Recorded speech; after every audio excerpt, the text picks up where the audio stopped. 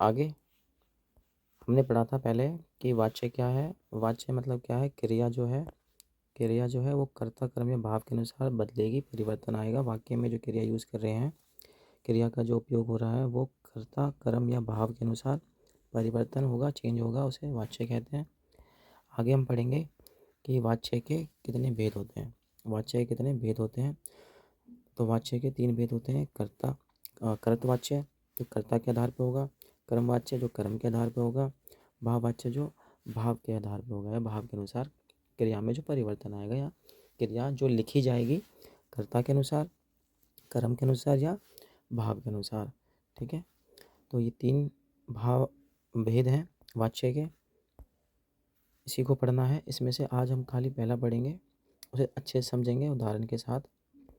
तो पहला इसमें क्या है आपका, कृतवाच्य। कृत मतलब जो करता है, जो करता है, ठीक है, उसके अनुसार जो क्रिया में परिवर्तन आएगा। यहाँ पे क्या रखा है, वाक्य में जो क्रिया है, लिंग पुरुष या वचन, वाक्य में जो क्रिया है उसका जो लिंग पुरुष या वचन है, मतलब वाक्य में जो भी परिवर्तन आएगा वो कर्ता के अनुसार आएगा। ठीक है, वाक्य में जो परिवर्तन आएगा लिंग पुरुष या वचन के आधार पे कर्ता के अनुसार होगा। मतलब कर्ता उसमें क्या है, उसमें मेन कारण रहेगा जिसके अनुसार क्रिया में परिवर्तन होगा। कर्ता क्या रहेगा, मेन कारक रहेगा या कारण रहेगा जिसके अनुसार क्रिया में परिवर्तन होगा। वो समझेंगे उदाहरण के तौर पे। पहला, मोहित पुस्तक पढ़ता है। तो मोहित यहाँ पे क्या है, मोहित हो गया यहाँ पे, मोहित यहाँ पे क्या है, कर्ता जो क्रिया करेगा। अगले उदाहरण में, सोनम दौड़ती है और औरतें खाना बना रही हैं। अब इसमें पढ़ना, दौड़ना, ठीक है, पढ़ना, दौड़ना और बनाना,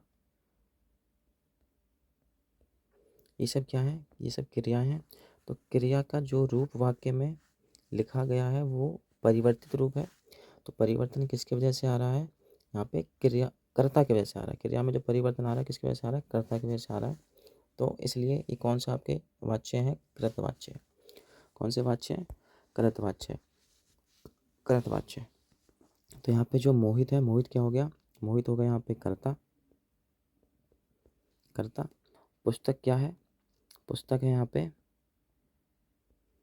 पुस्तक क्या है, पुस्तक है यहाँ पे कर्म, जिसपे कर्ता का जो क्रिया है या काम है उसका जो फल पड़ेगा, जिस पे फल पड़ता है वो होता है कर्म। तो पुस्तक पे फल पड़ रहा है, तो पुस्तक क्या हो गया, कर्म हो गया। और पढ़ना क्या हो गया, पढ़ना क्या हो गया, पढ़ना,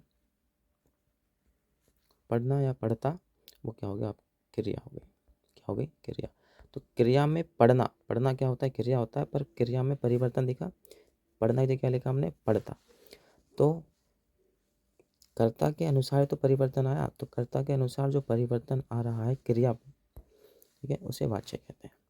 उसे क्या कहेंगे, वाच्य कहते हैं। अब मैंने लिखा था आपका दूसरे उदाहरण में कि जो सोनम है, जो सोनम है वो दौड़ती है, सोनम दौड़ती है।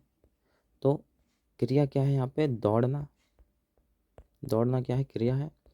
तो क्रिया में जो भी परिवर्तन है, क्रिया में जो भी परिवर्तन है वो किसके कारण है, वो है सोनम के कारण। सोनम क्या है यहाँ पे, सोनम है कर्ता जो काम कर रहा है, सोनम क्या है, कर्ता। तो सोनम के कारण, कर्ता के कारण जो क्रिया में परिवर्तन आया, ठीक है, उसे क्या बोलेंगे, उसे बोलेंगे हम कर्तवाच्य। क्या बोलेंगे, कर्तवाच्य। ऐसे ही औरतें खाना बना रही हैं। अब औरतें यहाँ पे क्या है, औरतें हो गई यहाँ पे कर्ता, और जो खाना है ये हो गया कर्म, और बनाना क्या है, बनाना है क्रिया।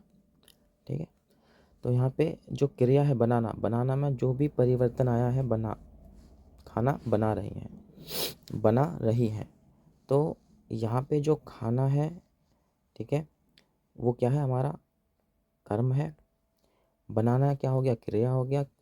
और औरतें क्या है यहाँ पे, कर्ता, तो कर्ता के अनुसार जो भी क्रिया में परिवर्तन है, कर्ता के अनुसार जो भी क्रिया में परिवर्तन है, बना रही हैं औरतें, खाना बना रही हैं, तो वो जो परिवर्तन कहलाएगा कर्ता के अनुसार वो होगा आपका कर्तवाच्य।